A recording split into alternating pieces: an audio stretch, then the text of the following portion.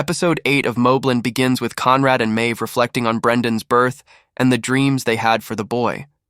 All of that has come crashing down now that he's been acquainted with the wrong side of a chainsaw. Serafina is still in a state of shock, but she's dropped off with Harry, while Kat now owes Jaime Lopez a big favor for sparing her life.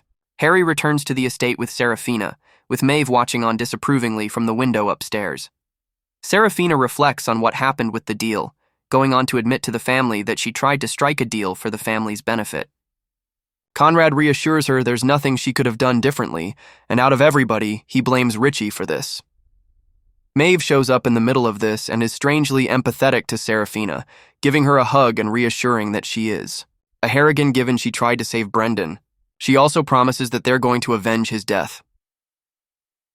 When the ladies leave the room, Harry admits to Conrad that he had to strike a deal with Kat McAllister to get Serafina out. Conrad isn't exactly happy, and he questions Harry over how he knows Kat, but he keeps his cards close to his chest. The only thing he reveals is that he was approached 2 years back to switch over and work with her, but he refused. After what's happened, Conrad is going to move Eddie, Bella, and Kevin to a safe house. But interestingly, he's keeping Gina and Jan at the estate. Conrad gets straight back to business, though, wanting intel on the fentanyl and the ties with Jaime Lopez, wanting Harry to organize a sit-down with him. Kevin is incredulous when he finds out the extent of this, and it's definitely eyebrow-raising. Conrad not only wants to try and broker a deal with the man who just killed Brendan, but also bring in Kat's security detail to beef the place up to make sure nothing untoward happens. Harry's dilemma continues, though, when Jan tells him about the extent of Eddie's ties with Gina. Eddie talks a big game to Harry when he shows up in the bedroom to confront him, but he's taken aback by Harry's chilling calmness. Harry actually promises to give his blessing and support this relationship with Gina. But he also reassures Eddie that one day, when he's least expecting it, and he's at the top of the mountain, he'll push him off. This certainly wipes the smile off his face. However, Harry's words with Gina don't have the same effect when he tells her about Eddie's murderous capabilities.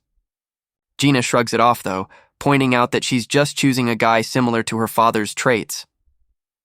Meanwhile, Alice's Oscar performance last episode has brought in former Deputy Chief Inspector Colin Tattersall to assist, babysit, the police over how to break the Harrigan family. He spent 30 years in the business, and now he's a freelancer.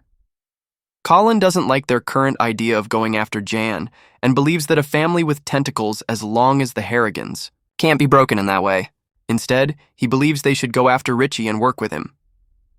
Back at the estate with Harry leaving for London, Conrad speaks to Jan and demands she call Alice. Conrad wants her to come down for dinner, and he continues his scheming after, speaking to Bella and essentially telling her to spy on Kevin. Maeve is still here too, similarly scheming away, and after giving Serafina sleeping pills, immediately speaks to Kevin and reveals that Serafina, just before dozing off, claimed that she's number one in the family.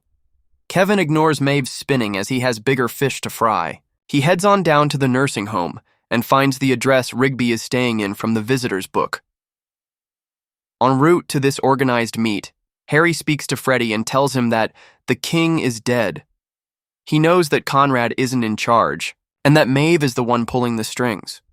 When Freddy wants out, Harry brings up how that's not a great idea. Harry continues on, revealing that he and Kevin are going to organize a coup and take the family over and make sure Richie is out the picture in the process too.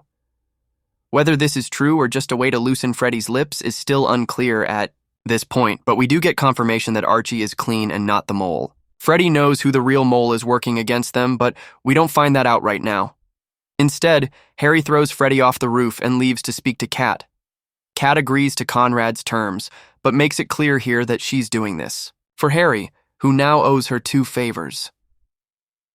Meanwhile, Fisk, Mukasa, and Colin shows up to see Richie, bringing up how they want to take down the entire Harrigan operation, but they need help to give it a bit of a push. In exchange, Richie will get full immunity plus 10 years from the date Conrad is convicted.